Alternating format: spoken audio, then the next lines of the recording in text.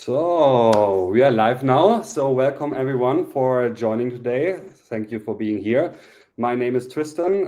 Let me shortly introduce myself. I'm the CEO and founder of the AI Strategy Institute. I'm a lecturer for artificial intelligence at the Technical University of Munich, and I'm faculty member for AI at the Boston Consulting Group.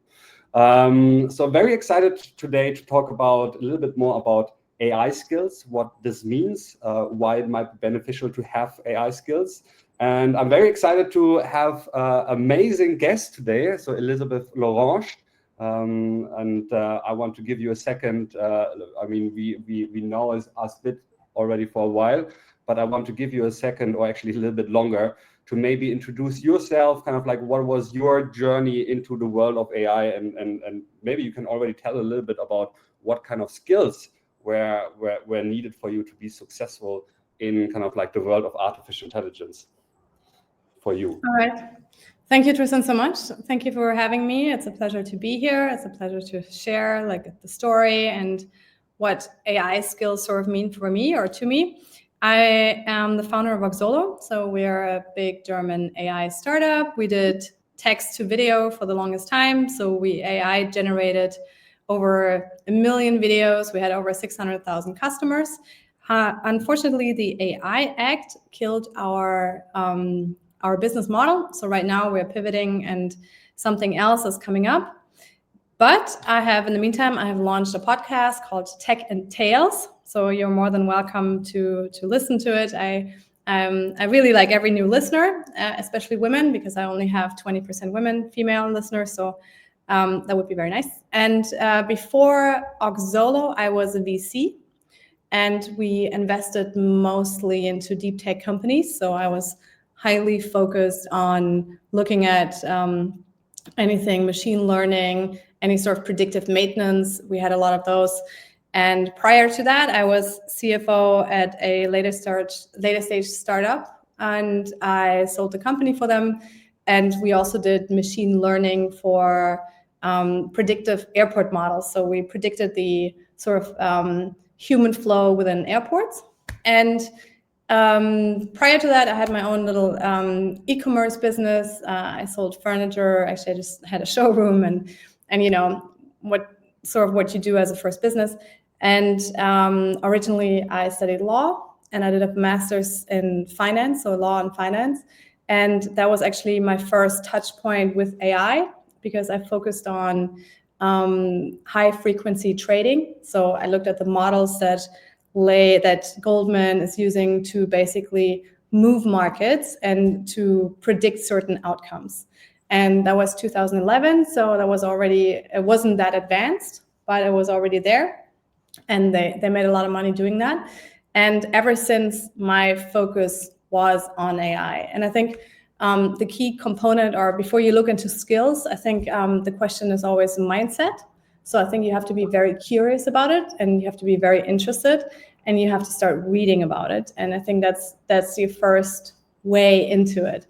And in terms of skills, I used to code when I was little. So or when I was 12, 13 years old, I did C++ and HTML and everything. But that really doesn't help you these days with AI. It just gives you like a sort of a soft understanding. And I think playing around with it is really like playing around with tools. That's sort of a skill that you should develop over time. So back to Tristan.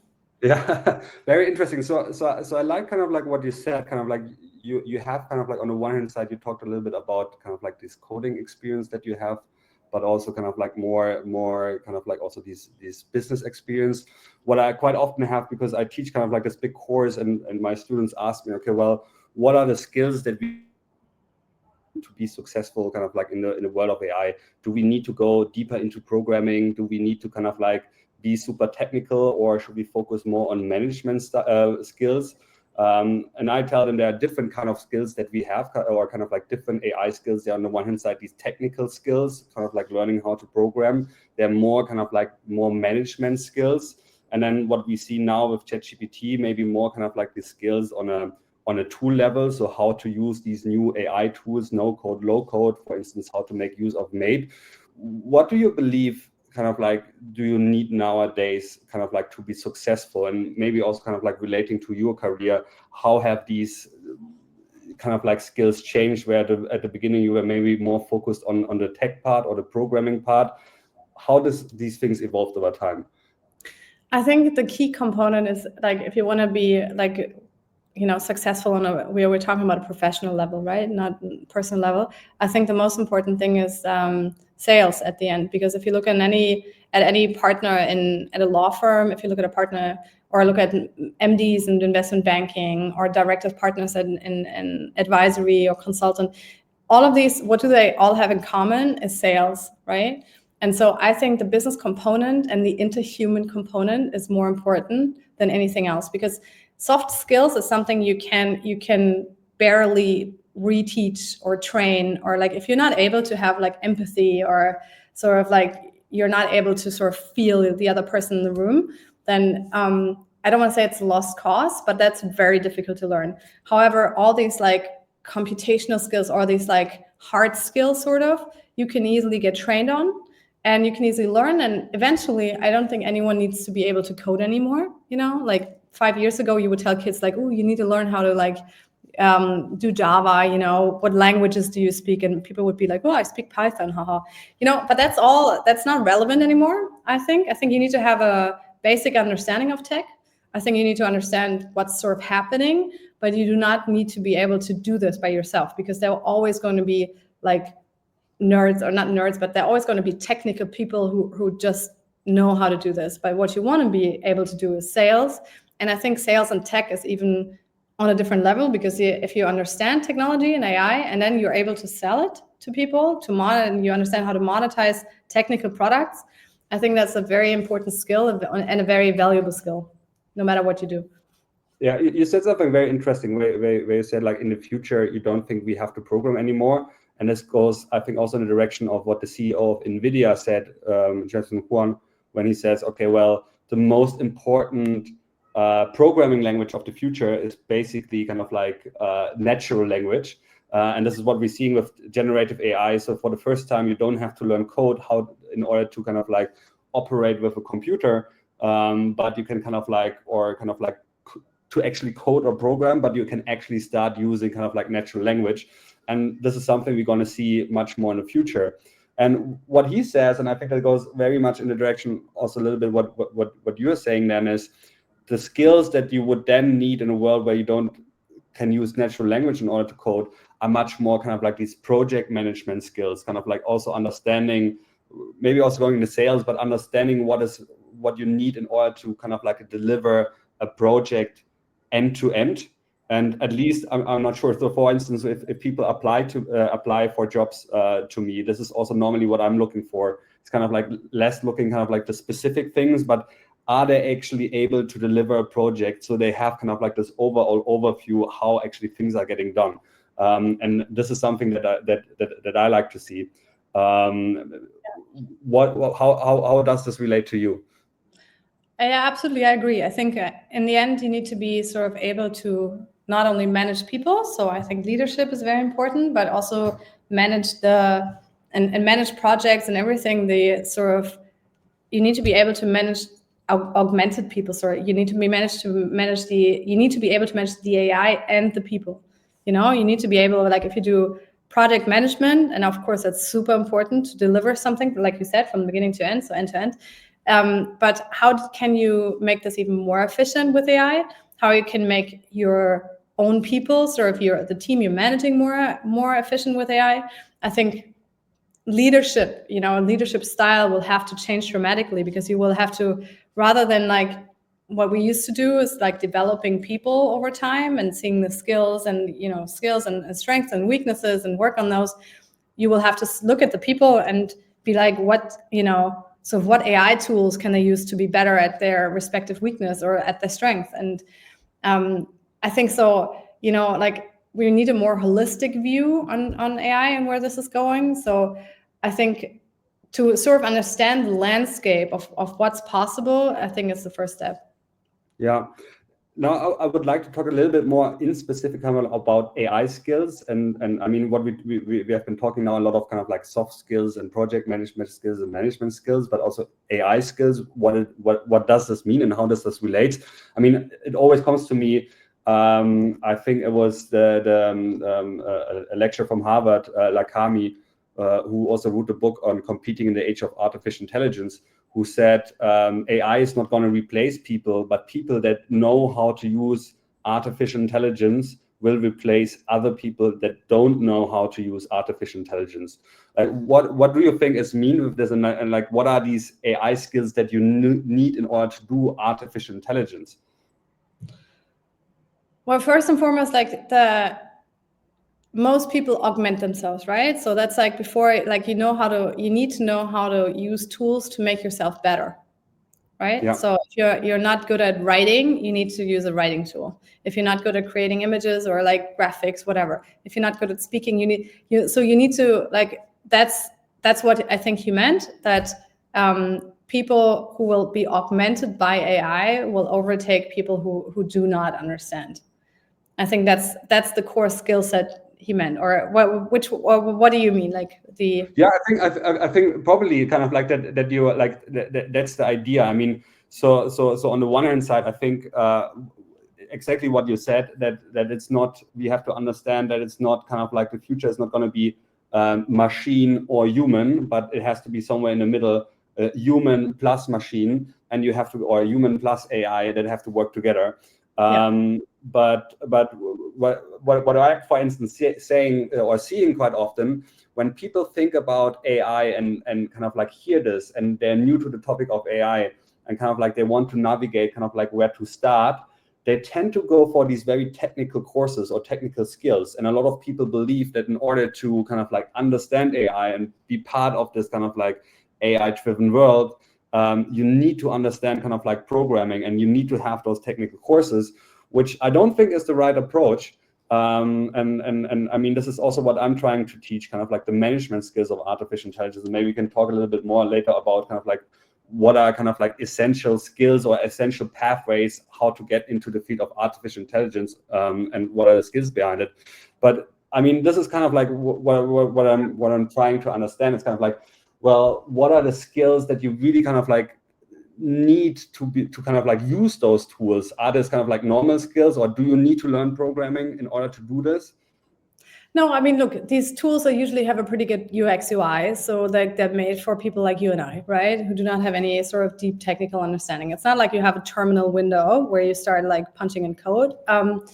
But I think everybody has it depends on you as a person, how you learn about stuff, right? Like what is your approach about learning about like any sort of matter? If you want to learn about history, like some people buy themselves books, other people look at YouTube tutorials. I'm like an auditive person, so I like to listen to podcasts. So it depends how you learn sort of, and how you sort of get access to the subject or topic of AI. And then from then you can sort of slowly build yourself up. But I think in general, AI, like you have to ask yourself, like, what is AI? AI is such a wide field of applications, of technologies, of approaches, like even how to, like, who can be a specialist in AI? Like, you know, is somebody who has learned how to code 20 years ago or does machine learning, is he a specialist? Some data engineer who knows how to handle vast amounts of data. Maybe somebody like a priest or an ethicist, you know, who's thought about, or a philosopher who's thought about extensively on the implications that AI will have on society, or like a politician who worries about the geopolitical implications of AI, or is it like me, somebody who studied law, who thinks about the regulatory aspects? So I think it's such a interdisciplinary approach that you need to have if you want to, you know, understand AI. I think AI at the end is just software, right? So it's like the internet, or it's like infrastructure. You cannot be like a real specialist. You can never be a real specialist, and you can never not be a specialist. I think it's just like software. And if you want to try to, you know, use the tools, you use the tools. They're usually simple. If you want to like learn how to code and program and build something, then you do that. I wouldn't recommend that, to be honest, but I would focus on the area of AI that interests you the most, because naturally people get very good at stuff that they're interested in. Yeah, I think that's a very good point. I'm also asking myself kind of like, I think the question you should ask yourself is also, where do you want to go in the world of AI? Like, what is the role that you want to have? And I think they are very kind of like, as you said, it's so interdisciplinary. You can either be someone who is building AI, and this could be you are a heavy researcher who works maybe somewhere at OpenAI or at Google on foundational models, or you can be someone who's still building AI, but much more on an applied level, where you not build models, but you actually use models to build cool AI use cases. And then all around, I mean, there are so many kind of like AI project management, more kind of like these non-technical roles, where it's kind of like becoming kind of like AI strategist, helping organizations how to implement AI, or kind of like how to train those people. A lot of trainers I have seen, and then I think what we need to differentiate also a little bit what we see in the market, and maybe we can talk a little bit also about kind of like these different types of AI experts that have been coming up since ChatGPT. But then on a different level, I would say kind of like you have these technical roles and not technical roles. So you have technical skills and non-technical skills. And then what you probably have said, kind of like there are these skills on a tool level. So these kind of like people that explain you how does ChatGPT work, or how does Mate work. And I think it's kind of like what you see a little bit now on what is happening on LinkedIn. It's kind of like the reverse. So like people who are very good on the tool level, who tell you these are the 5 ChatGPT prompts that you have to master, are calling them kind of themselves AI experts. And I always say kind of like, I think they're important, because we need to understand how to use the tools, but it's so difficult also to kind of like keep pace with this. And what I normally say, like an Excel expert normally doesn't call himself or herself a computer expert. So it's kind of like the difference that I see. But yeah, maybe you can reflect a little bit on because you're active quite long in the field. How have AI skills and kind of like people that call themselves AI experts have changed over the last 2 to 3 years when Gen AI arose or ChatGPT came out? Yeah, look, I mean, there have been a lot of experts popping up left, right, and center. And I think the market will regulate that. Who am I to judge? I don't know these people. I don't know what their skills are. I don't know what their skill set, mindset, whatever is. If there's a market for them, then good for them, that they can actually offer services. I think at the end of the day, again, AI is such a wide field. I do not believe in this sort of system or society, especially Germany, is that you can only, you must have a sort of a PhD in something to call yourself expert. Like if they want to call themselves expert, then more power to them. Like I think it's, like I said, it's such a wide field. It's like who is an expert, and it's too short of a time frame for anyone really to become an expert. So I think at the end, nobody is an expert.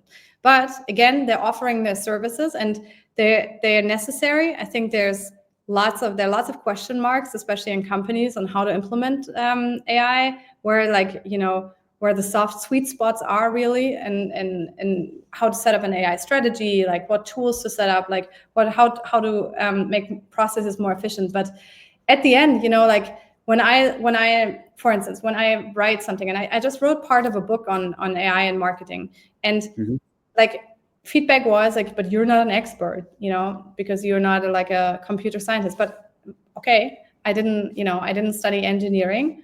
However, I've been dealing with AI at depth for 13 years now. So maybe eventually I might be able to call myself an expert without getting so much criticized for it. But I think, I think people can become experts in something they don't have a degree in, or they don't have an official job in, if they really delve deeply into it. But like you said, it's a little like inflationary online. Like LinkedIn is full of so-called experts, but if you need services from someone, if you need help, you have to do your own due diligence and look at the person's profile, at the credibility, at the projects that person has done, that human has done before, and decide for yourself. But again, I think the market will regulate that. Yeah. Something else I find very interesting. So there have been now like these studies popping up that kind of like if you invest in your own AI skills, that it will increase your salary by, I don't know, some say up to 30%, up to 40%. And they're not necessarily speaking about kind of like technical skills, but just kind of like those skills like prompt engineering, being active, being able to understand kind of like how to use artificial intelligence. And I remember, so when ChatGPT came out, there was from Netflix a job opening for a prompt engineer, something that everyone kind of like is almost doing on a job where I think they paid a salary of $500,000. Obviously, it was in the US, or 350K, but it was outrageous for something that now almost everyone seems to do. Do you kind of like, do you have kind of like a similar experience in the market, or do you believe that will kind of like diminish at some point? And right now, if you're a front mover and have those AI skills, you really can kind of like make a lot of use of them and sell them. But maybe at some point, kind of like this also salary boost will change or diminish. I'm sure. I mean, it's like every time there's something scarce, there's not something, you have a skill that not everybody else has, you will be on the winning side, right? And you can ask for a salary, for an increase, or find a job that actually pays for it. And of course, right now, like all the big companies are desperately looking for experts to lead their AI transformation. I mean, the US wants to, or explain that every government agency needs to have a chief AI officer, right? So even in the public sector, they're trying to bring in people with expertise to help sort of like increase adoption, to help foster the whole ecosystem and everything. And the same will happen in the private sector and in private companies. And if you look into the US, they spent 6.5 times the amount on tools and artificial intelligence, like on AI software, than they did in 2023, and according to the Menlo Ventures report. And the same will happen in Germany or Europe, and once that happens, you need people to implement that, and urgently, and that will be expensive, because people who know how to do this, they will put a price tag on it. And I would too, because again, it's all a free market. Labor market is a free market. So if you have those AI skills, I recommend everybody to acquire them, make yourself familiar with all the tools, with what you can do, how you can use them, like what you can build, and everything that's sort of like a no-code solution, and how companies can implement that, and then go shopping and see what you can get for that. Yeah. So you mentioned something interesting, kind of like the idea that everyone needs to kind of like be, or in the US wants every agency to have a head of AI. Because we're seeing kind of like this role popping up more and more with organizations, kind of like with the AI Act coming and needing someone who is responsible to drive AI. And I don't know that they call it the AI officer or head of AI or whatever. How should a role, like what skills should a role like this have, or how should a role like this look like? First of all, you need, I think, the minute you're at a head of or a C-level, you need management skills. So you need to understand how to build teams, how to lead teams. And if I were a chief AI officer anywhere, I would put together a team consisting of programmers, so like people with an engineering background, people with a product background, and business people, sort of. So the holy trifecta to put together to get the most out of it. So to have the engineers, the business people telling the engineers what they need, and then both of them telling the product people what they need to build, sort of, and with that, those three together, that's I think the key component. Also, I think a chief AI officer or head of AI but should understand sort of the technical implications to a certain degree, simply so the engineers sort of respect that person. Like, it's always difficult to imagine hiring a CTO with no technical background. The CTO probably wouldn't even need it, because if he's a good CTO, he's managing the people. Right? He's setting up a strategy, he's managing the people, and he's not coding, hopefully. But some CTOs, get tangled up and start coding. But that's not what the CTO should be doing. He should be managing and should be on a higher level.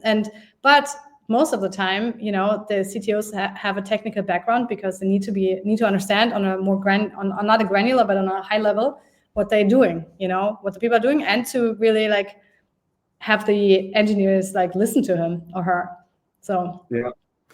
And at the beginning, you mentioned something interesting, kind of like the AI Act and how the AI Act has also impacted your organization. So when it comes to skills and the AI Act, I think it's very interesting. So one of the complaints that I have with the AI Act, and I know there are a lot of complaints, but there are also some ways how the AI Act is actually good. But one of my kind of like things or one of the feelings that I often have is now with the AI Act, I've been doing artificial intelligence for years, and now lawyers are suddenly telling me how I have to do artificial intelligence. And actually, I have to start learning a new language, or so to say, a new language, because I had to read the AI Act and also understand much more what is meant with it, because I didn't want lawyers suddenly telling me how I should do the job that I have been doing for years. Your background as a lawyer, what is your opinion on kind of like these AI skills that are coming up more and more? Because I feel like now the AI skills that are actually essential are dealing with regulation and bureaucracy, and not with AI anymore. Yeah, I mean, look at like I said, it's very interdisciplinary. Like you're going to have lawyers who will like tell you what, how, like where the data breaches are, like what you can do, what you can't do. At the end, like then they will set up compliance units, like similar to GDPR, which is, I think, very painful. And that's just what's going to happen. I mean, like right now it's or at least it used to be the past couple of years, a very unregulated field until we had the AI Act. And the AI Act is like a blanket regulation that blindly regulates everything, not in a very differentiated manner. And until that is sort of sharpened, and until that, like, there's more definition in what exactly it regulates, and how, and what vertical, what industry, until that's happening, it's again Wild West, but in the bad sense that, it's fully overregulated. When you look in the US at the same time, there's still an executive order by Biden that is sort of somewhat regulating AI, but that will be rescinded the minute, or taken back the minute Trump comes into office, which is January 20th. So, I mean, what's going to happen there? There won't be any lawyers telling you how to do AI, because there won't be any laws. So, I think it's going to take a little bit until everything is sort of evened out, and until the system is sort of in a better place. But because of the nature of AI, I think going forward, it's always going to be sort of a cat and mouse situation, because the technology will always evolve faster than what like regulation can catch up, how regulation can catch up. So you will probably always have the lawyers harassing you.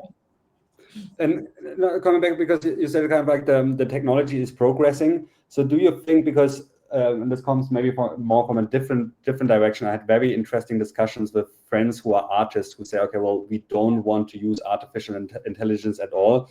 Do you feel, okay, this is, I mean, artists are extreme, but more in general speaking, that you can afford, at least maybe now, but in the next 5 to 10 years, to not have AI skills, or not have at least engaged with the topic?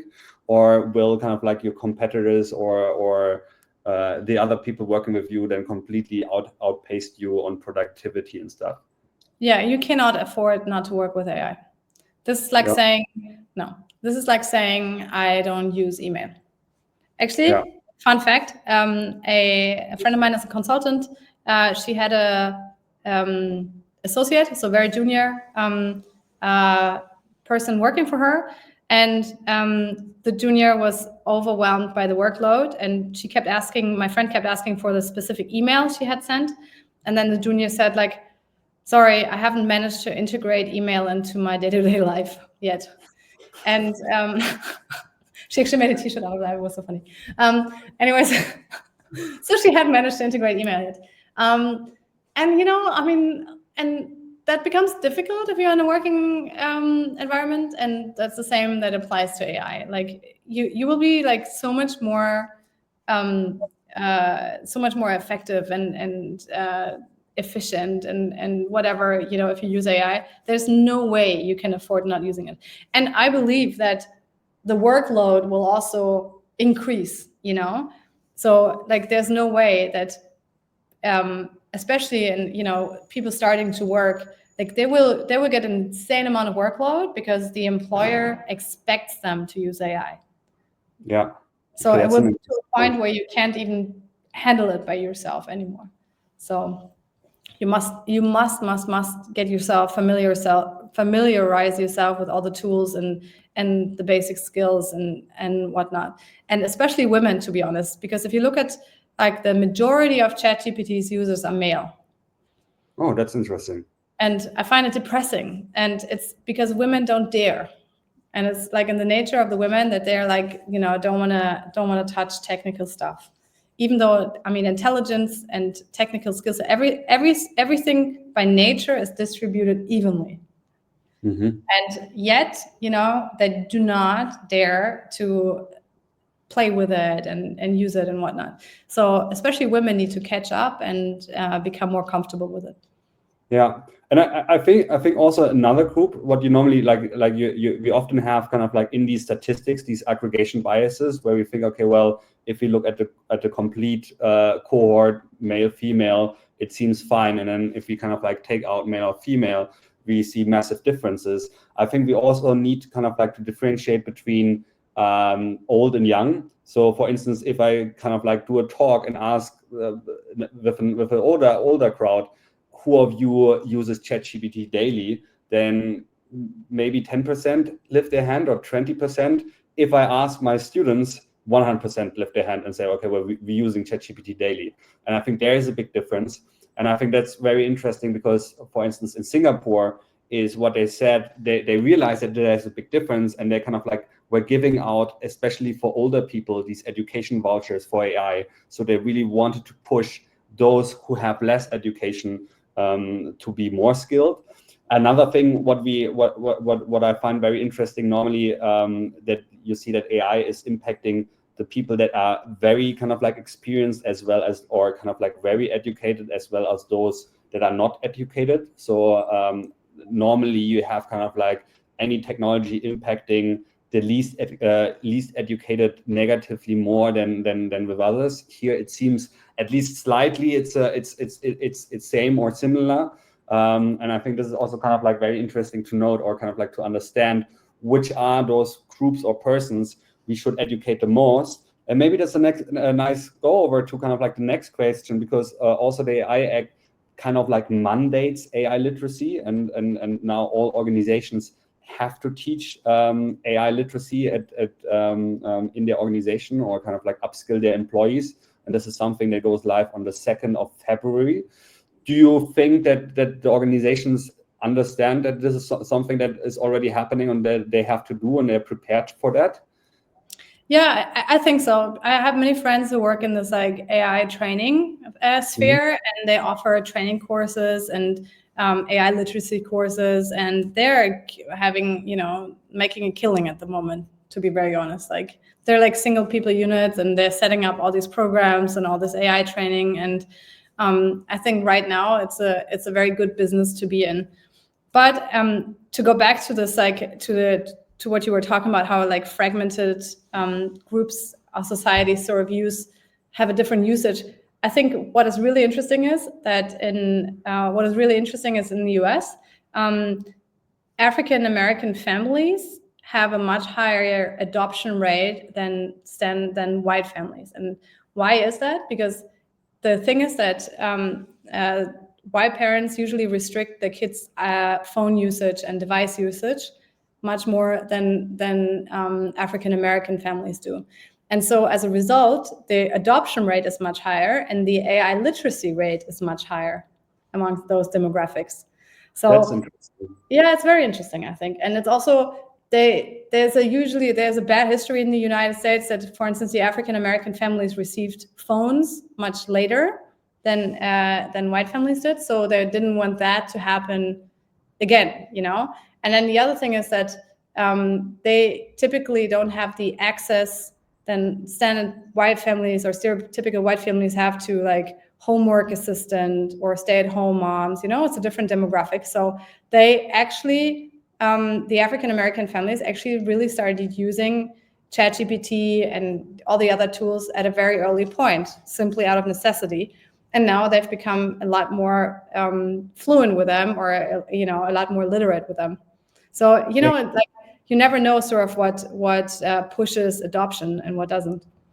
Yeah, super. So very interesting to kind of like see. This is something also I didn't know. Just for the people who are listening, so if you have also questions, please feel free to kind of like put them in the comments, and then we're going to discuss the questions.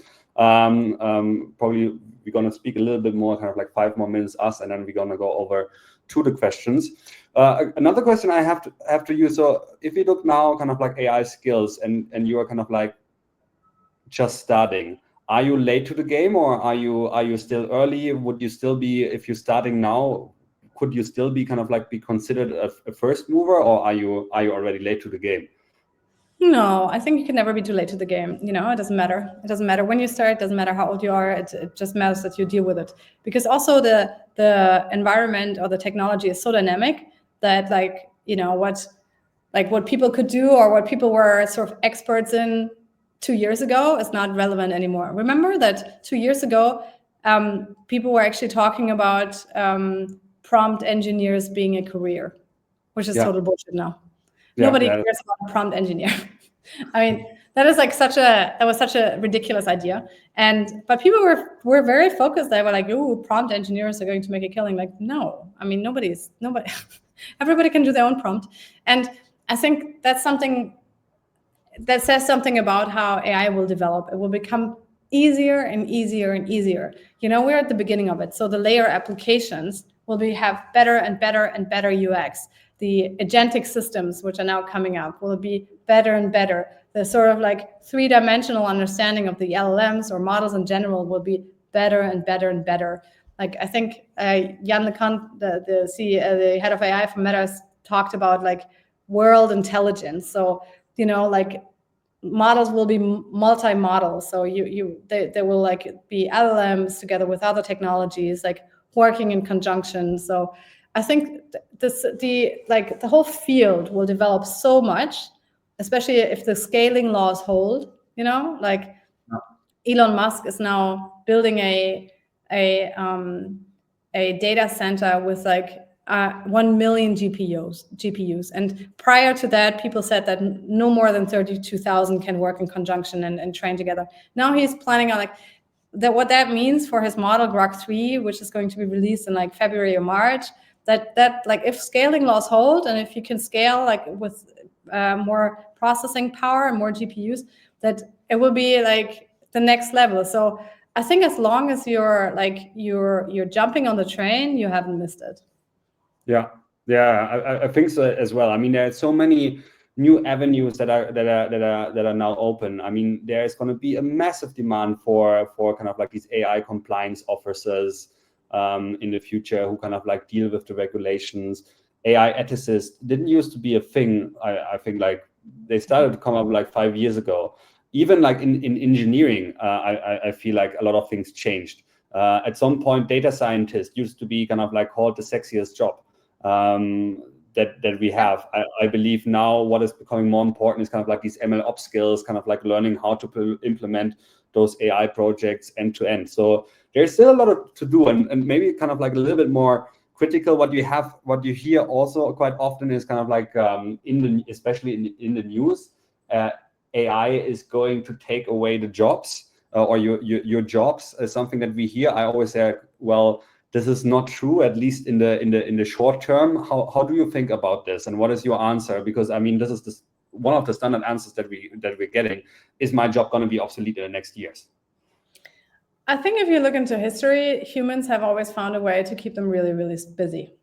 So if you look into industrialization, when horses were replaced by cars, or when we all of a sudden had machines doing copy, and every time that happened, we as a society became more efficient in something. But it's not like we had mass unemployment or mass anything. I think the AI will generate so many new jobs and so many more opportunities to do things that we probably haven't seen before. So I wouldn't worry at all. I would just see it as a wonderful tool to be able to do things you weren't be able to do before. I mean, look, it really democratizes at the end things. Like people, maybe there are very creative people in this world who do not understand how to like create beautiful graphics or paintings, but they have the ideas in their head. They just don't have the skills, right? They don't know how to draw or whatnot. But now they can like prompt and they can talk to the models like to get what's inside of the head out on the screen or on the paper, whatever. And I think that is so much better, because at the end, like so many skills are dependent on your socioeconomic upbringing, like where are you born, in what country by accident are you born into, like what family are you born into. It's nothing you can do or choose. But us here sitting in Germany, we all receive free education, like we receive free college education, but it's not like that in the rest of the world. And to give those people now, like to give everybody who hasn't been so privileged to receive like free education and everything, to give them a tool to actually bring to paper what's inside the head and like, what they want to say, I think is great. And going forward, it's going to be even better, Yeah, and I think it's interesting what you say, because you can see it in I think there was one paper that was published on AI, the impact of productivity, I think with consultants, and they realized that even the people who were less skilled were profiting actually the most from artificial intelligence, or the use from artificial intelligence. Because I mean, I feel what these tools do is they lift kind of like the average for everyone, because now suddenly I can write amazing English, even though I don't speak English in my mother tongue. So kind of like it lifts the average for everyone, but then it's also at the same time, and the average is higher than it used to be, but then I think at the same time it's also more difficult to break out of the average and really stand out from the crowd, and make a difference. Yeah, but then you have to become creative, like then maybe like generating copy, generating text is not the way you should stand out from the crowd. Maybe that's just like a tool for communications. Maybe it's something different, Yeah, that's true. So we have one question or two questions here. So I want to ask now one question from Victoria. So do you have a specific suggestion for how to improve AI literacy among the general workforce? There are many who have tried ChatGPT and given up in delusionment and have labeled AI as unhelpful. How do you react to these experiences? I wouldn't give up, because I think there are like many other tools that are equally interesting. I mean, like Claude, Perplexity, blah blah blah. They're all out there, and I think you have to play with it a little more. Because, for instance, I don't know if you've tried, like if you use ChatGPT, like I think the secret sauce is creating your own custom GPT. So on the right hand corner, there's a function where you like create your GPT and then you upload your own documents, for instance, and then you can use it to create content on your with your own voice, right? And so you can also quiz it on your own questions. You can create chatbots, I mean, I think people lack not creativity, but they lack understanding, and that's nobody's fault. But I think you have to understand like everything you can do with it. ChatGPT, for instance, I can tell you, I have a good friend. She works in HR. Before she has difficult conversations about compensation or performance reviews, she creates a persona of the person she's going to have the conversation with, and has these conversations prior to the actual talk. So she chats with that sort of fake person. And you can not only do that, you can, when you're in sales, you can create sales personas, you can create your potential customers, and you can run through the entire conversation, the entire process with that person prior to that, like it's not only about generating content, but it's also about like thinking, sort of. So I think this, like the all these ideas, like they have to come into place. Like you have to sort of understand how powerful the tool is.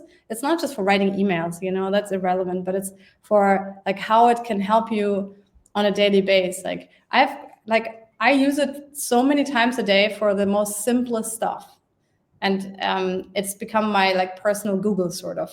So I think especially this like installing your own ChatGPT is a good start. And then automizing processes. What is it called? I think it's make.com. There's this like, Tristan, what is it called? It's make.com, where this tool where you can juxtapose all these AI tools, make.com, right? Yeah, it's made on, there are a couple of them. Made.com that was bought by Celonis, and then you have also Zapier that does very similar things, where you can have like different tools. Yeah, there are several things to automate processes where you have where you just like have the tools for the process, what you want to do, like answer email and then send it out or send calendar invite, and you can connect them with tools to basically bring more efficiency in your day-to-day life. So I think what is lacking right now is education of use cases, really. Yeah. But thank you for the question, Victoria.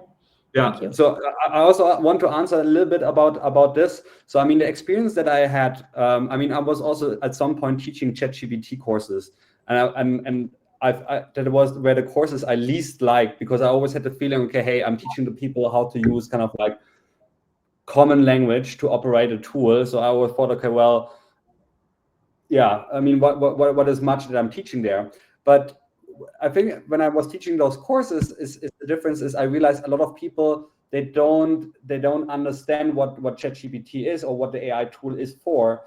And I saw, especially at the beginning, a lot of people that used it and complained because it was not good. For instance, women used it to Google themselves and figure out, like, what can you tell about myself? And then they were complaining, so like, this is completely useless because it makes up things that I haven't done, so I don't use it anymore. So what people need to understand is that they have been using ChatGPT probably for the wrong tool. It's the same as kind of like trying to use a screwdriver to open a bin, and then you complain that the screwdriver is not a good bin opener because you haven't used it for the right task or not correctly with it.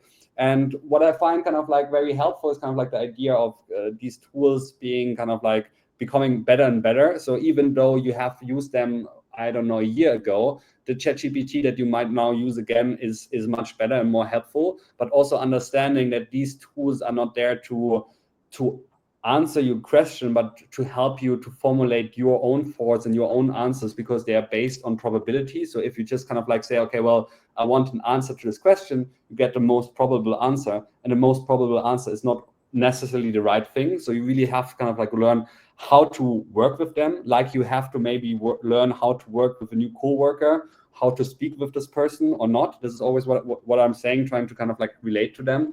And when it comes to educating the whole workforce, I think there are a couple of layers.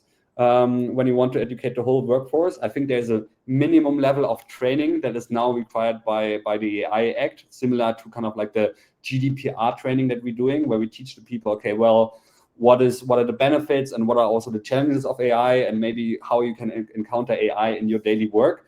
But then there's kind of like how to just for the general workforce.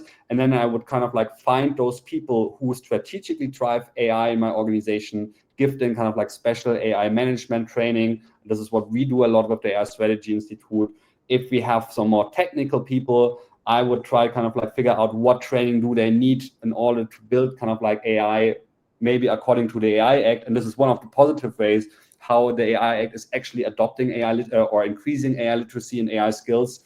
And then I would ask myself kind of like on a tool level, who are those employees who need specific kind of like AI tool training? So especially, for instance, in marketing, I have seen amazing results using Gen AI, these image generation tools, these video generation tools, where marketing agencies or marketing departments, instead of needing, and probably you can tell much more about it with the things that you have been doing at Oxolo, but before, in order to do a shoot or a video or a sequence, they needed 3 months of planning, and I don't know, 100K or even more they can now do in a couple of minutes. So and find those people where AI has a lot of impact, or the divisions, and give them very specific training. So they have kind of like 4 different levels of AI training that I would always kind of like recommend.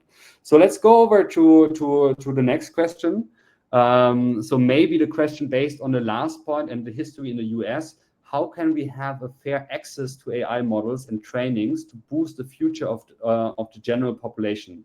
Or will this development still take some time and people from socially disadvantaged classes will always lag behind the pace of development? That's a very good question. I think the key problem here is that these LLMs are in the hands of big tech. So in the end, big tech will dictate who's got access and who doesn't, and what's going to be in them. And at the end of the day, LLMs are critical infrastructure because our kids will start learning based on them, so what they say. So I personally think that 1.8 billion Muslims in the world would like to see a different result of an output of an LLM than the liberal Americans sitting in Tennessee. So they're not liberal, but you know what I mean, the Republicans sitting in Tennessee. And at the end of the day, governments should really think about creating like a German GPT, like Iran should think about creating an Iran GPT. Like every country should have their own infrastructure representing their own values and ideas and make that accessible to the wider population. So you're not dependent on like being able to pay for the monthly subscription of the high-end model that you would like to have access, because you're right. Like if it augments people really, then only the people who have access will actually eventually get better, at it, and the rest of society will be lagging behind. So I think again, it's a question of governments. The employers, so companies, are also responsible. However, I still think that access will be, because that product will be spread so far apart, so there will be so many users, and will be relatively inexpensive to get access. And I also think that the new models we will see improvements, but I don't think we will see quantum leaps. So I think we've reached with the scaling. I'm sure that Elon Musk with his 1 million GPU data center with Grok 3 will see a massive improvement, but eventually I think we will come to an end in terms of scaling. And then it's like about the little like fine tuning and the little parameters sort of. So I think to those basic models, the wide population will always have some kind of access, but at the same time, I think it's the government who has the duty to take care of their people and make it accessible to everyone. And ideally have their own model, but I think that's sort of in the making on the European level, but we will never have a chance, even closely, to be competitive with Meta, because they have proprietary data they can use. With Google, they have proprietary data. And in the end, Apple, who can afford to just buy one of them.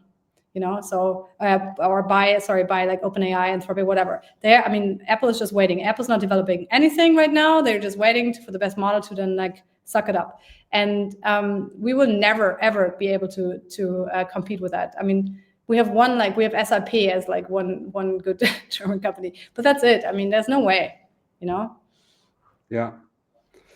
Very interesting. How we, like, from my opinion, how disadvantaged. So in general, what I'm seeing is very similar to what we said at the beginning. I don't see kind of I see that the young people are, for instance, much better in using those tools versus the old people. I don't see it so much versus kind of like the skilled or the not skilled using these tools.